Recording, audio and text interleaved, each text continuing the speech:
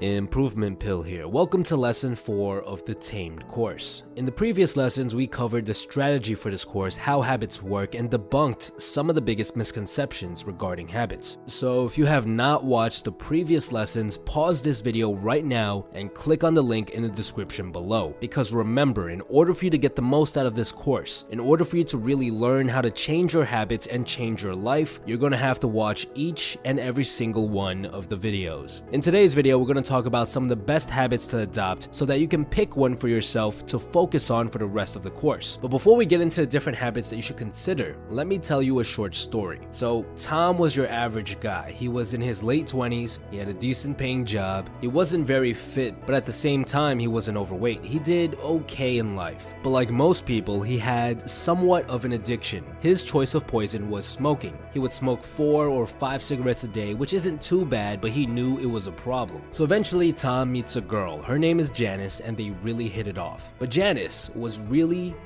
against smoking and wanted Tommy to quit. Tom was in love and he knew that she was right, so he decided to give it his all and quit for good. The quitting process wasn't too bad for Tom. It took him a while, but after a year, he was able to quit smoking for good. But that wasn't the only thing that changed about Tom. He started going to the gym. He managed to lose some weight and put on some muscle. He also started reading a bit more. His relationship with his coworkers and boss improved, and he got a promotion for the first time in 5 years. Stories like this are very common. Researchers have observed time and time again that when someone overcomes a bad habit or starts forming a new one, a whole slew of other good habits come with it. They named this sort of habit a keystone habit, a single habit that causes you to adopt multiple other good habits and change your life. The reason I'm telling you this story is because today you're going to pick a habit to focus on for the rest of this course. And the 3 habits that I'm going to show you are 3 of the most powerful keystone habits out there. These habits have the highest chance of drastically changing your life.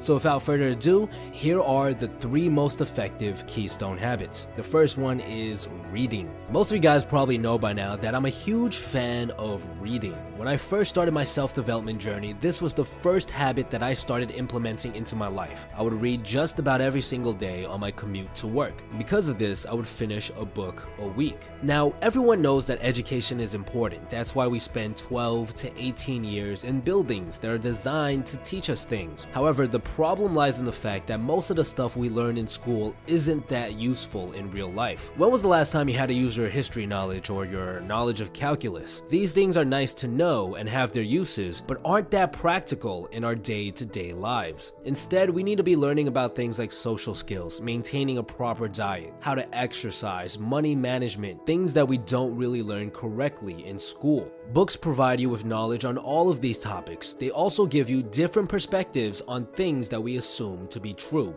For example, most people assume that you should always buy a car, but if you read books on investing or money management, you'll often come across the idea that, hey, it's actually better to lease a car, and this is actually true. Literally all of the car salesmen that I personally know lease their cars, they don't buy them. And by reading, you'll often find that you'll start adjusting other areas of your life. If you're reading a book on body language, you'll start becoming more conscious of your own body language as well as those around you. If you read a book on money management, you'll start noticing a change in your spending habits. And because of its ability to influence any part of your life in a positive way, reading is without a doubt one of the most powerful keystone habits out there. The next keystone habit is meditation. I have tons of videos on meditation, and you guys probably know by now that I'm a huge advocate for it. The reason meditation is so powerful is because of what it does to your brain. It trains a part of your brain that's responsible for willpower, for self-control. And just like going to the gym, if you train it, it actually gets stronger. And this gives you the ability to do certain things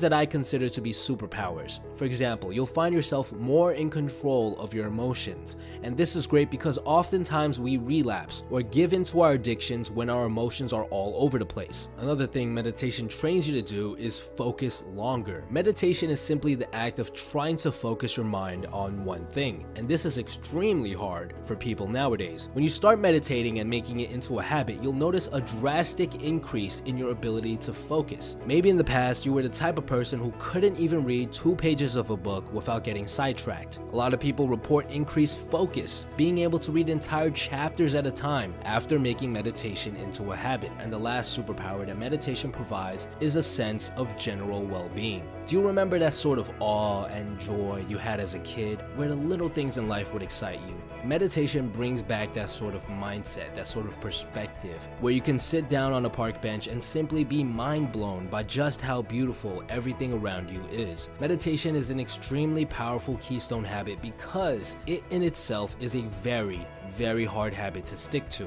But if you can make it into a habit that you do automatically every day, that means your levels of willpower have skyrocketed dramatically, and adopting other habits will become a piece of cake. The third and final keystone habit that we're going to speak about today is fitness, and this includes everything ranging from running to lifting heavy weights to doing calisthenics. Fitness is an extremely powerful keystone habit because of its intimate relationship with diet. Researchers have found that most people who start sticking to a fitness regimen will often find themselves adjusting their diet as well, even if they're told not to. It makes sense because if you're working your ass off at the gym, you're less likely to consume junk food right after because it quote-unquote undoes all of your hard work. And because these two habits basically come in a package together, it requires a lot of willpower to maintain. So if you can successfully make them into full-fledged habits, you'll be able to take on smaller habits with ease.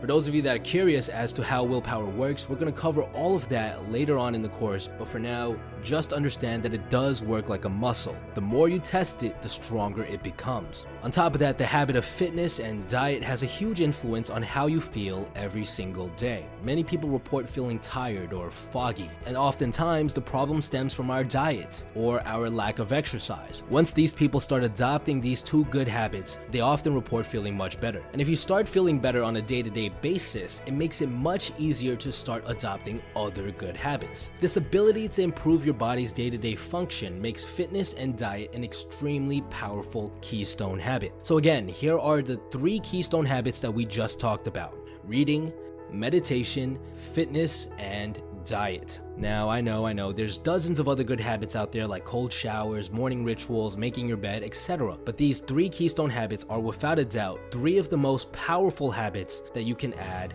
to your life. So what I'd like for you to do right now is to think carefully about which habit you want to work on for the rest of this course. Which of these habits are you going to commit to try to stick to until it reaches that line of automaticity that we talked about, where you no longer even have to think about doing it? That's the goal. It's also very important to note that you should only try to stick to one of these habits at a time. We humans are extremely bad at multitasking, although we tend to think that we're pretty good. I can just about guarantee that if you're trying to adopt multiple habits at once, that you're going to get overwhelmed and fail. Stick to the single keystone habit you decide on until it reaches that line of automaticity. Do not, I repeat, do not try to adopt any other good habits until that keystone habit you picked is completely embedded in your life. So what I'd like for you to do right now is to think hard about which of these 3 habits you're going to stick to for the rest of this course. Make your decision and let me know what you picked in the comments below. Next week, we're going to start talking about how you can start forming this habit, how to strategically pick a cue that will increase your chances of sticking to this habit, how to get closer to the line of automaticity without working your ass off, and much more. This episode was brought to you with the help of the patrons of this channel. If you're someone who has found value in this course or would like to help me continue to make these videos for free, please visit my Patreon page for more information on the perks and benefits that all my patrons receive.